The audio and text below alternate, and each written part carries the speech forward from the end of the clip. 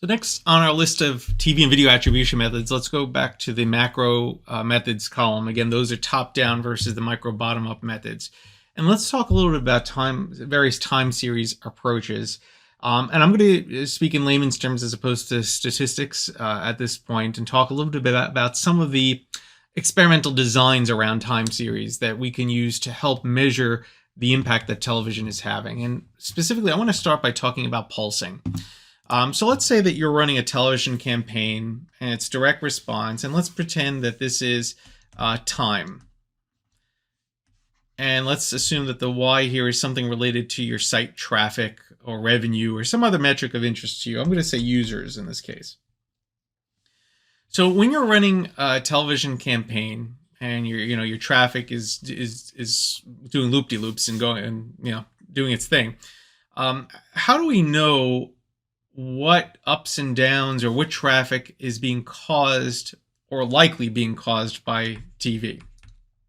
There's really no way. If you're just continuing to run television on an ongoing basis, it's difficult to know.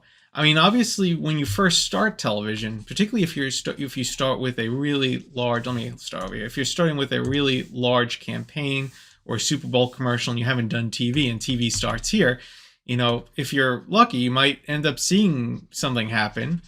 But say if you continue running television, how do we know, hey, is it even still working? Forget about like measuring the magnitude. Is it do I see anything here? Yes or no?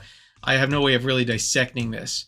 And so for that reason, what some brands do, myself included in past lives, is something called pulsing. And what that means is we're going to be turning our television spend, not only specific to TV, but any marketing spend, on and off in a sequence of time, a period of times, in order to see, do we see any response in our site traffic or anything else that we're measuring? So this is site, this is time. And what we're going to do is maybe over here, we will turn TV on, meaning we're running ads. Then over here, we're going to have it off. Then we're going to go on. Then we're going to go off. Then we're going to go on again. And what we're hoping to see doesn't always work out this way. In fact, most of the times it doesn't work out this way. But we should see something like this if things are going nicely.